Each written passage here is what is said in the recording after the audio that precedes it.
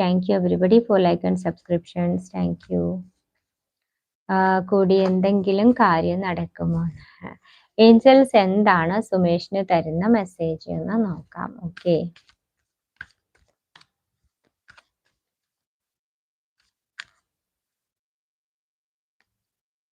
വളരെ ആങ്സൈറ്റിയിലായിട്ടിരിക്കുകയാണ്. വളരെ ഒരു ഡിപ്രഷൻ പോലെ എന്താകും എന്ന് ചിന്തിച്ച് ആണ്ടിരിക്കുന്നതായിട്ടുള്ളൊരു മെസ്സേജാണ് സുമേഷിന് വന്നിട്ടുള്ളത്. പോസിറ്റീവായിട്ടിരിക്കുക, ഫർഗീവ്നെസ് പ്രാക്ടീസ് ചെയ്യുക കേട്ടോ. ആരോടെങ്കിലും എന്തെങ്കിലും പൂർവ്വകാല വൈരാഗ്യം മനസ്സിൽ വെച്ചിരിക്കുകയാണ്, ക്ഷമിക്കാൻ കഴിയാതിരിക്കുകയാണ് എങ്കിൽ അത് മറക്കുക, അത് ക്ഷമിക്കുക, പൊറക്കുക.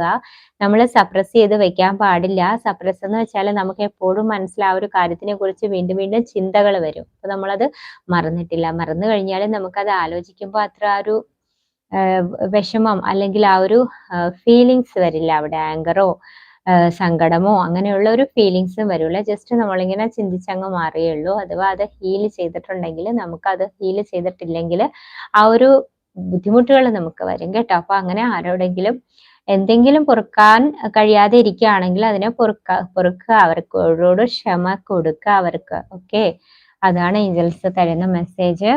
ഫർഗീവ്നെസ് മെഡിറ്റേഷൻ ചെയ്യുക.